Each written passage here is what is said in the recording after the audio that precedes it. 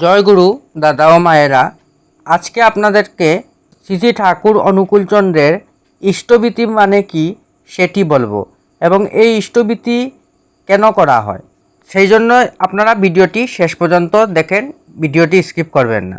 ইষ্টভীতি মানে মঙ্গলের ভীতি। এটাকে নিকুম্বিলা যজ্ঞের সমতুল্য বলা হয়। যে যজ্ঞ করলে অকাল মৃত্যু রোধ হয়, ঠাকুর সেই যজ্ঞ আমাদের রক্ষার জন্য সহজ করে বিধান দিলেন। শ্রীকৃষ্ণ গীতায় 3 অধ্যায়ের 12 নম্বর শ্লোকে ইষ্টভীতির কথা বলেছেন। আমাকে যে না দিয়ে খায় সে চোর, শ্রীকৃষ্ণ বলেছেন। প্রাচীনকালে ঋষিরাও ইষ্টভীতি সংগ্রহ করত। কলির ধর্ম হলো দান। দান করলে মানুষের মঙ্গল হবেই।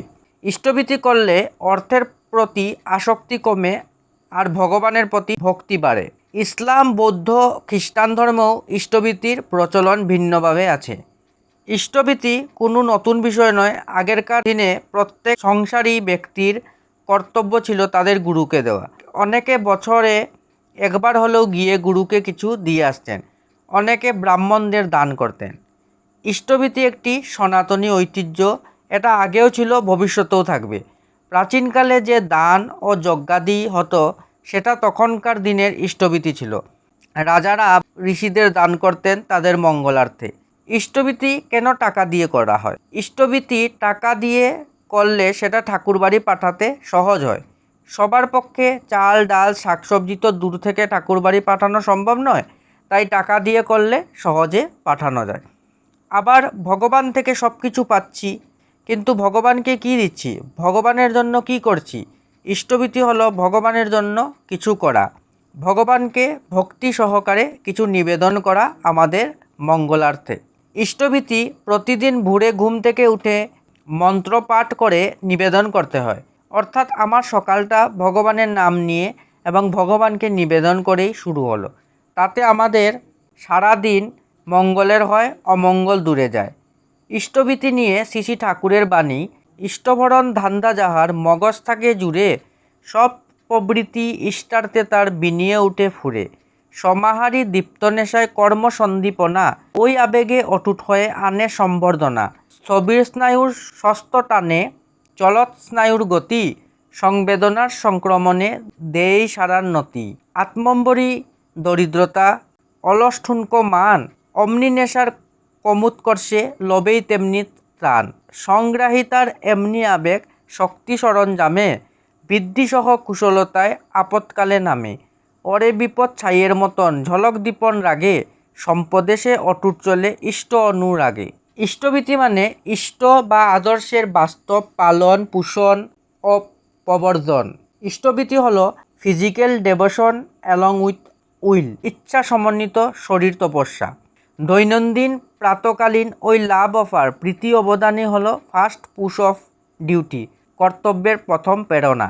তোমার বিং সত্তা যেন ইষ্টে বাস্তবভাবে কনসেন্ট্রেট, একাগ্ররথী হয়ে নামলো তোমার প্রতিদিনকার জীবনরথ চালনা করতে।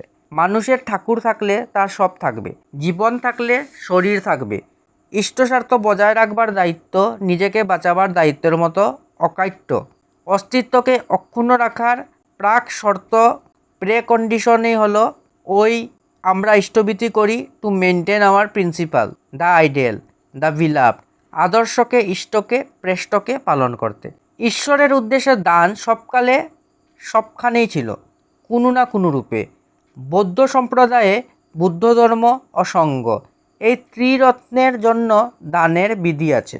জৈন সম্প্রদায়ে তীর্থঙ্করদের সম্মানে মানুষের জন্য আহার, ঔষধ, বিদ্যা ও নিরাপত্তা, এই 4 রকম খাতে দানের নিয়ম আছে।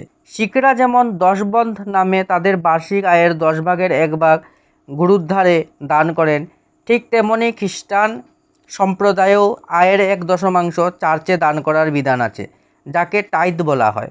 ইসলাম সমাজে তেমনি আছে বার্ষিক আয়ের শতকরা 2.5 ভাগ অর্থ পরমেশ্বর আল্লাহ নামে জাকাত দেওয়া।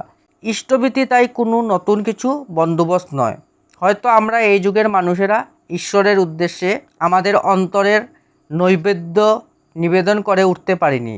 ঠাকুর তাই আমাদের খুব সহজ করে ধরিয়ে দিলেন, শিখিয়ে দিলেন কেমনভাবে আমরা এই যুগের মতন করে গুরুর সেবার জন্য অর্ঘ্য নিবেদন করব। অনেকে আছেন বছরে এক দুবার মন্দিরে যান, তেমন কোনো ধর্মকর্ম করেন না। আর বর্তমান সময়ে মানুষ অত্যন্ত ব্যস্ত থাকে, তাই তেমন ধর্মানুশীলন করা সম্ভব হয় না। তাই ঠাকুর ধর্মানুশীলনটাকে যুগোপযোগী করে বিধান দিলেন, যাতে আমরা সহজে ধর্মটা পালন করতে পারি, মঙ্গলের পথে থাকতে পারি। ইষ্টভীতির মাধ্যমে ভগবান আমাদেরকে দিয়ে তার কাজ করিয়ে নেন এবং কিছু পুণ্য সঞ্চয় করিয়ে রাখেন, যাতে আমাদের বিপদে তিনি আমাদের রক্ষা করতে পারেন, আমাদের জীবনকে মঙ্গলের পথে চালিত করতে পারেন। ইষ্টভীতির অর্থ নানা কল্যাণমূলক কাজে ব্যবহৃত হয়, সুতরাং এটা মানুষের মঙ্গলার্থেই ব্যবহৃত হয়। ইষ্টভীতি আমাদের মাঝে ধর্মীয় চেতনা জাগ্রত রাখতে সহযোগিতা করে, ঠাকুরের প্রতি ভক্তি চেতন রাখে, সজীব রাখে। মা বাবা ও সন্তানকে ভালোবাসি বলে তাদের জন্য প্রাণপণ খাটি, তেমনি ঠাকুরকে ভালোবাসলে তার জন্যও কিছু করা লাগে। যুগপুরুষোত্তম শ্রী শ্রী ঠাকুর অনুকূলচন্দ্র আমাদেরকে সামনের মহা বিপদ থেকে রক্ষা করার জন্য ইষ্টভীতির বিধান দিয়ে গেলেন, যেটা যারা অনুসরণ করবে তারা মঙ্গলের অধিকারী হবে। যে ইষ্টভীতি করে সেই একমাত্র জানে এর ফল কী। আমরা এই মানব জীবন লাভ করেছি ভগবানকে পাওয়ার জন্য, তার দেখানো পথে চলার জন্য। যিনি যুগপুরুষোত্তম, তিনি যুগের প্রয়োজন অনুযায়ী বিধান দিয়ে যান, সেই নির্দেশ পালন করাই আমাদের কর্তব্য। যারা ঠাকুরকে বিশ্বাস করবে তারাই তার নির্দেশ অবশ্যই শ্রদ্ধা ভরে ও ভক্তি ভরে পালন করবেন, বিনা প্রশ্নে।